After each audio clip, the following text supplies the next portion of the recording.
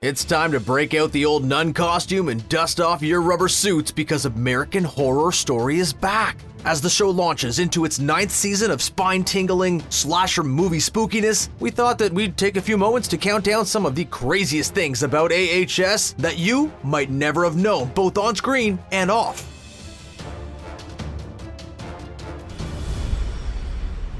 Let's go back all the way to 2011, when the show hit our screens for the first time and life as we knew it ceased to exist. Okay, so maybe that's a bit of an exaggeration, but it was absolutely one of the craziest things we'd ever seen on TV, and it introduced a whole new generation to the genius of Jessica Lange. But you might have been too blown away by the overall creepiness of the AHS plot that you actually missed a few amazing details, like the fact that they totally foreshadowed the demonic twin pregnancy that would happen later in the series in the very first episode. Remember those redheaded twins who ghosted around the house causing mayhem? Well, there's a very clear shot of them appearing from right behind Vivian, almost like they appear from within her. Now that we're into 9 seasons of this incredibly detailed show, we know that Ryan Murphy doesn't do anything by accident, so there is no way that that particular shot was just in there to be creepy.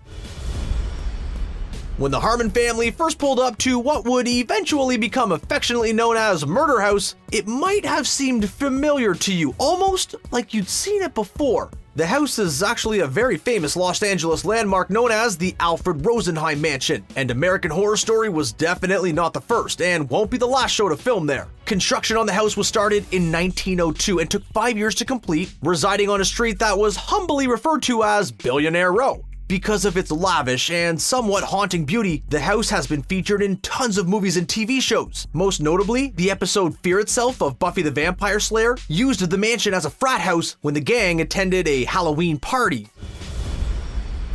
Each season of American Horror Story has walked the fine line between complete originality and paying homage to the genre. But what you might not know is just how deep his love for the horror genre goes and how much it has influenced each season of the show. Take, for instance, Tate's character in Season 1. Remember the incredibly chilling scene where we see Tate walking down his school hallway in skull makeup, whistling a very familiar tune? Well, you might have recognized that tune as it was made famous by Kill Bill. But its origin is a bit older than that. It first appeared in a movie called Twisted Nerve, a British thriller from 1968. It follows a murderous young man with an overbearing mother and a sister with Down syndrome, as he becomes obsessed with a girl who tries to save him from himself. Sound like anybody you know? Perhaps an angsty blonde teenage ghost who made Evan Peters a household name?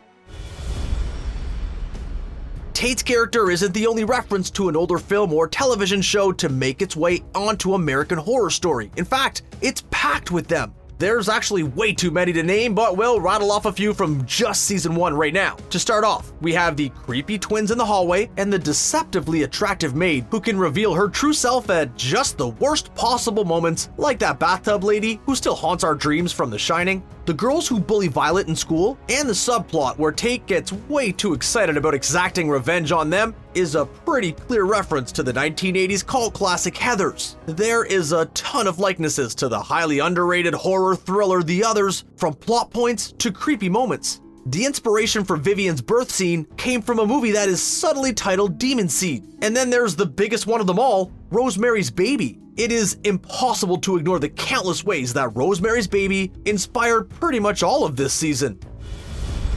Much of American Horror Story has been pulled from real life, which somehow makes the whole thing even more terrifying. In Season 1, we have the tragic Elizabeth Short, also known as the Black Dahlia. The doctor who lives in the basement is based off of Walter Bailey, a suspect in the Black Dahlia case as well, and the plot involving the tragic fates of the 3 nurses is based on real events. Season 2 also features the tragic story of an adult woman who claims to be Anne Frank, and the terrible Dr. Arden is based off a real-life monster and walking nightmare, Joseph Mengele. There are also some who think that Dr. Oliver Thredson, also from Asylum, might be based off of Ed Gein, mostly because of, well, everything about him.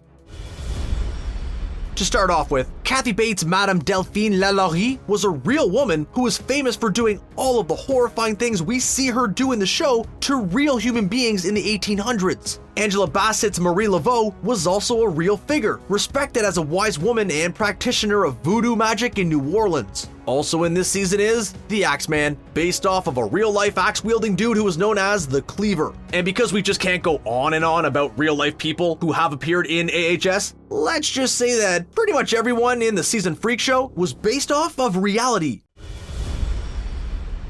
There are so many instances of overbearing moms or sons obsessed with their moms, moms with demon babies, or just a bunch of weird mom stuff going on in American Horror Story that we didn't really realize until we started tallying it all up. There's Constance's neglect in season 1, Dr. Thredson's whole slew of unresolved feelings about his mom in Asylum, Cordelia's relationship with her mom in Coven, and the whole Supreme thing is a pretty spot-on metaphor too if you think about it. Betty and Dot have problems with their mom in season 4, plus the Mott family and their messed up dynamics. Hotel has Iris and the Countess and her secret baby. In Renoki, Lee Harris winds up hurting her children. And Kai has parental issues too in Cult.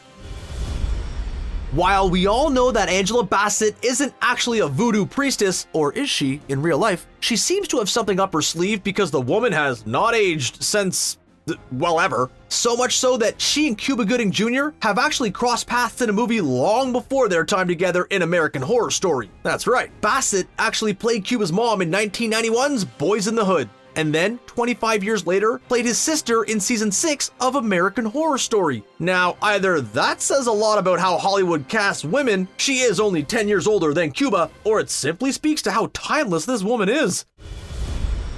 American Horror Story Freak Show introduced the world to scores of people from all walks of life, and one of the most memorable was Ma Petit, played by Jyoti Amge. While her appearance in Freak Show might have been the first time that she was introduced to American audiences, she has actually been very famous in her own right for a lot longer. The 19-year-old actress holds the Guinness World Record for the world's smallest woman, and is actually considered a deity in India where she's from. The opening credits for American Horror Story are some of the most immediately recognizable in all of television. That creepy, droning, clickety-clackety beginning with the sudden bass that always makes our hearts jump into our collective throats, combined with some of the most hauntingly disturbing images, really lets you know right off the bat that something wicked this way comes. It might not surprise you to learn that those images were created by the same darkly genius mind who developed the opening credits for none other than The Walking Dead, Kyle Cooper. If you look at them side by side, you can see the similarities in his use of gritty, muted colors, evocative images, and an overall sense of dread that really tells the viewer just what they're in for.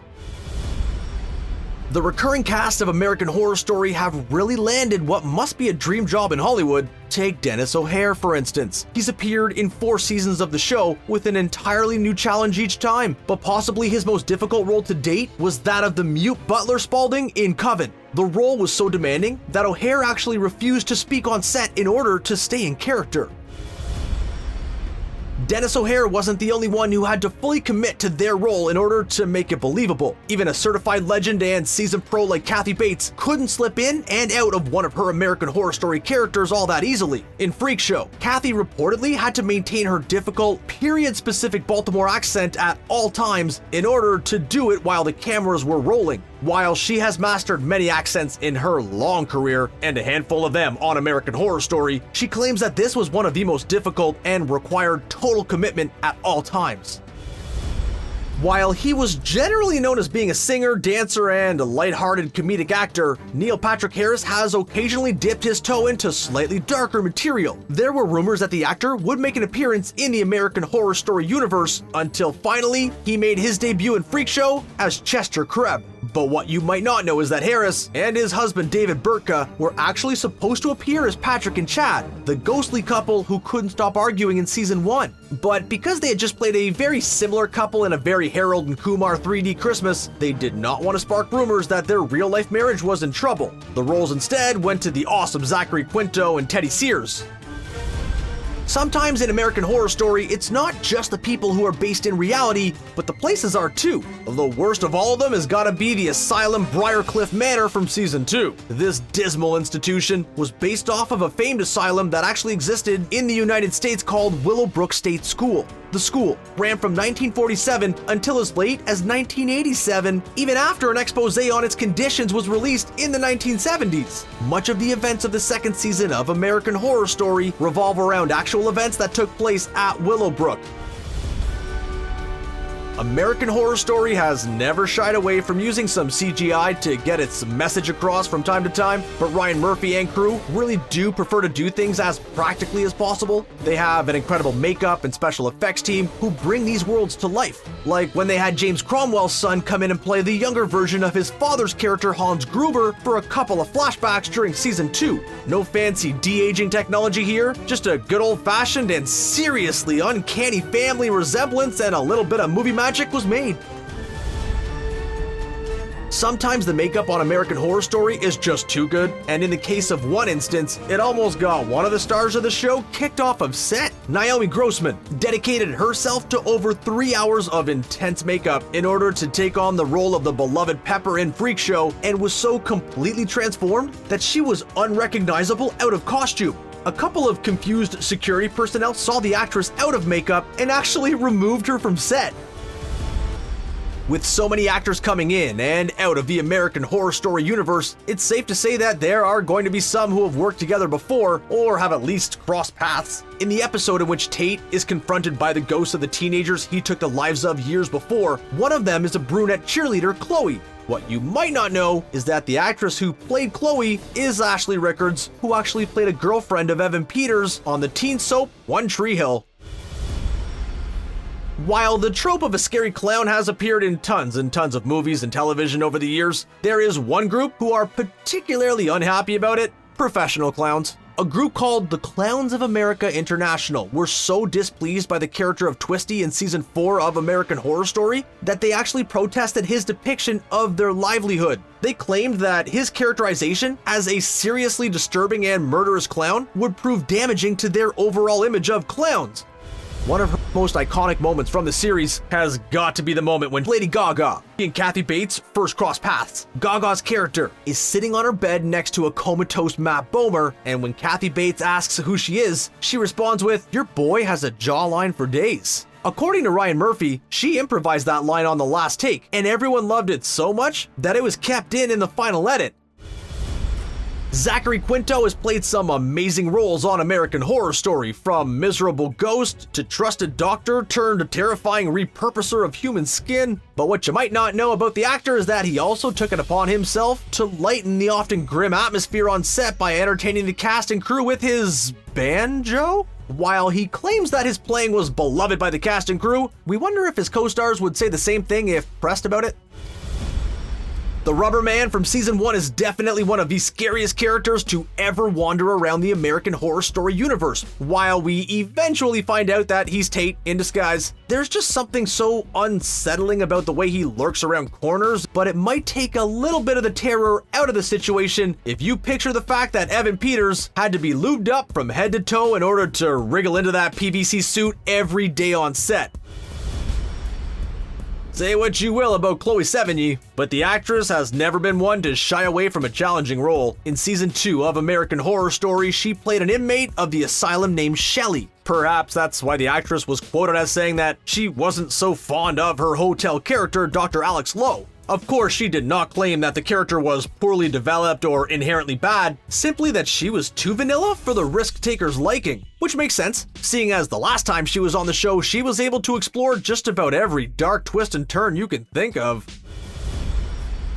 It's also not surprising that fan favorite and resident of American Horror Story, Jessica Lange, needed a little break after 4 grueling seasons of the show. Not only does the show shoot for 6 intense months, but she's had to go to some of the darkest places in her turn on the show. From Constance Langdon in season 1, to Sister Jude in season 2, Supreme Fiona in season 3, and finally Elsa Mars in season 4, her roles have always been emotionally exhausting and tentpoles of the show.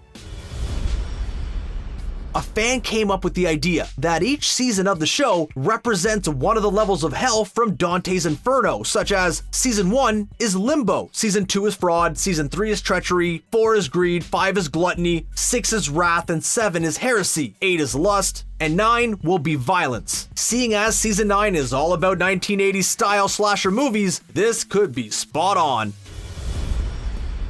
One of the biggest things that you might have missed in all of American Horror Story is that every season might just be connected. There have been a bunch of hidden clues throughout the series that link one season to the next. The Coven Witches came back after the apocalypse to become major players in Season 8. The residents of Murder House also rejoined the cast of AHS from one amazing episode literally titled Return to Murder House. And then we got to revisit the Hotel Cortez and its ghostly residents. In the finale of Cult, Lana Winters from Asylum came back once more after her earlier return in the Roanoke season. The list goes on, but what we know for sure is that all of American Horror Story is connected in one way or another. So there they are, 25 amazing details from American Horror Story that might have passed you by. What do you think about this list? Do you have any good ones that we have to know about? How excited are you to see how Season 9 plays out? Let us know in the comments below. And make sure to subscribe to Screen Rant to keep up with all of our latest videos.